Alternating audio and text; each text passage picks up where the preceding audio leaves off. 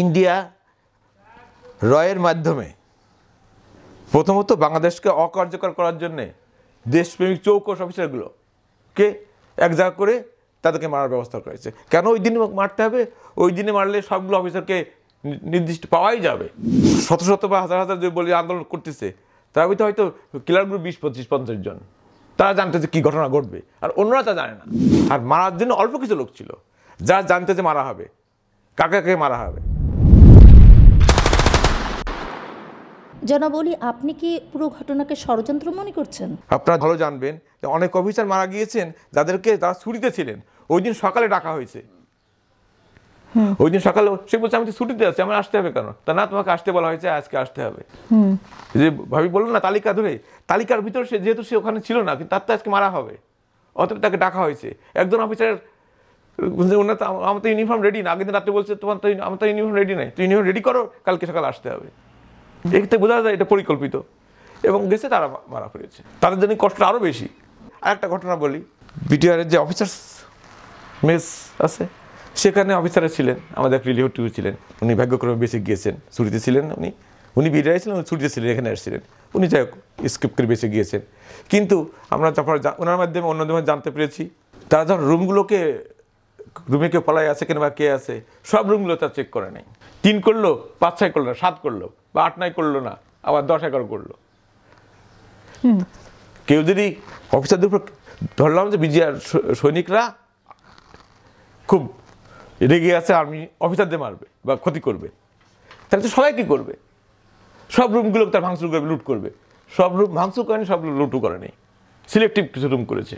তো এই সবগুলো ঘটনা যদি সুষ্ঠু তদন্ত হতো, যেটা আমরা বলতেই চাই, বলে আসছি, এতদিন বলতে পারিনি, এখন বলার চেষ্টা করছি, যে আগে টোটাল ঘটনাটা উদ্ঘাটন করা হোক, পুঙ্খানুপুঙ্খে ঘটনাটা জাতির সামনে তুলে ধরা হোক যে এই ঘটনা ঘটেছিল, টোটাল ঘটনাটা এই, তারপরে বিচার হবে। আগে তো ঘটনা জানতে হবে, তাহলে বিচার কীভাবে হবে?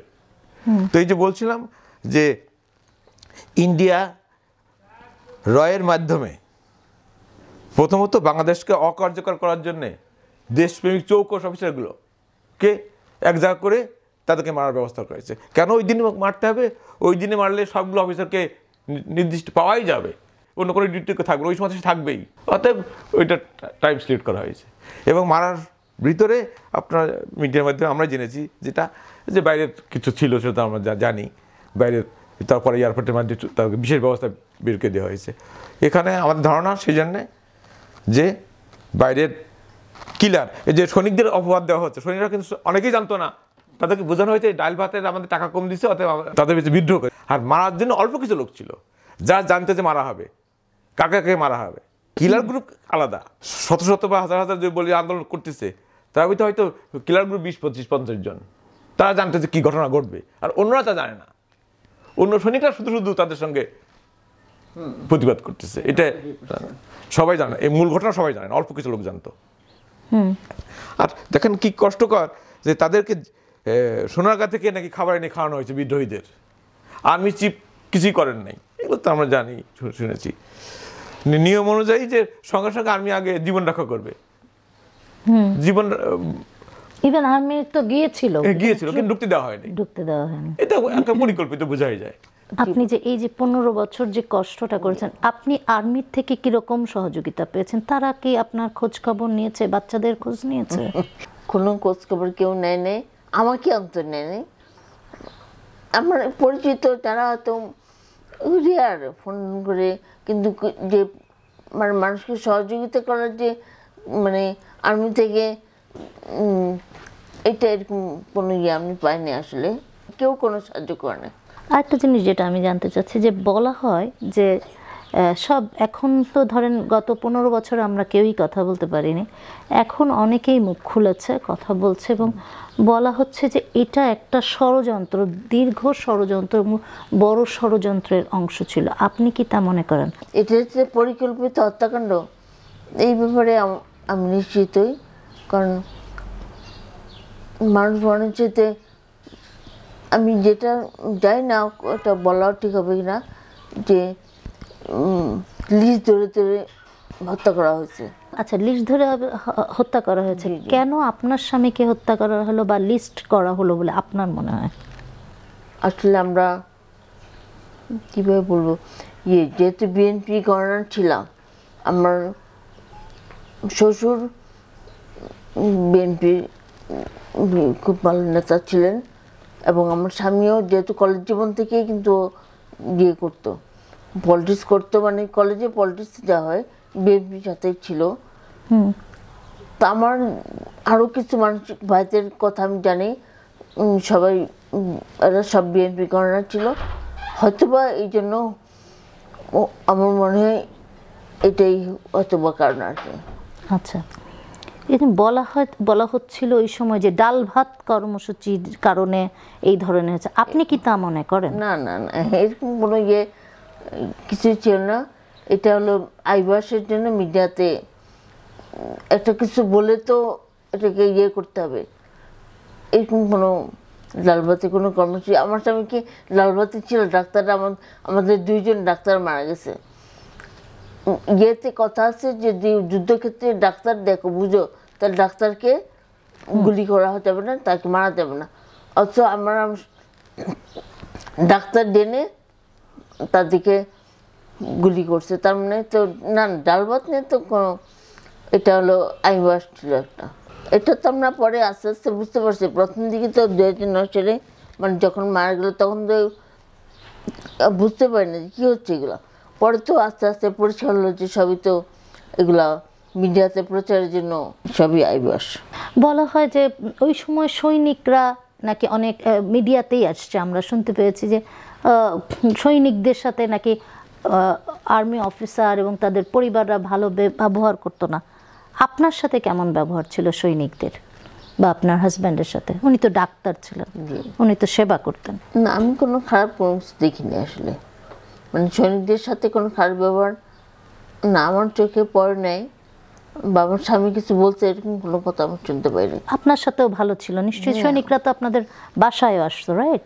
কোনো আমাদের বাসায় যেহেতু আমার ডাক্তার, আমাদের হ্যাঁ কোনো কাজ লাগলে তো আসতো, যদি কোনো না ওরকম কোনো আমি দেখি নাই। ওরা আমাদের সাথে কোনো খারাপ ব্যবহার না না এরকম কোনো আমি দেখিনি। আপনাদেরও করতে হয়নি? না না, আমাদের করতে হয় না। ওই সময় সরকার গভর্নমেন্ট যেটা করেছে, মিডিয়ার কাছে খালি বলেছে যে এমনকি তারিক সিদ্দিকী, শাহিন সিদ্দিকী এনারা খুব ছড়িয়েছে যে আপনাদেরকে অনেক ভরপুর গভর্নমেন্ট ভাসিয়ে দিয়েছে জিনিস, যেটা আপনারা অনেক দুঃখ পান। আমিও বুঝি সেইটার বিষয়ে আপনি যদি এবং এটার উত্তরটা কি দিব আমি বলেন? যদি আমাকে প্রশ্ন করে গভর্নমেন্ট আপনাদের কি দিছে, এটার কোনো উত্তর আছে আমার কাছে? এর কোনো কিছু দেয় নেই, দেওয়ার খালি ছড়াচ্ছে যে বলছে যে খালেদা জিয়ার বাড়ি ভেঙে নাকি আমাদেরকে ফ্ল্যাট দিছে। আমি তো এটা কিছু জানি না। তারপরে অনেকে বলে যে এখানেও বলে অনেক চালা করছে, আমাদের বলে ফ্ল্যাট দিছে। আমি তো এগুলো জানি না, মানে আমরা তো এগুলো জানি না। বলে এখন লোকজন বলে যে এখানে ফ্ল্যাট করে করে আমাদেরকে দিছে, শহীদ ফ্যামিলিকে দিছে।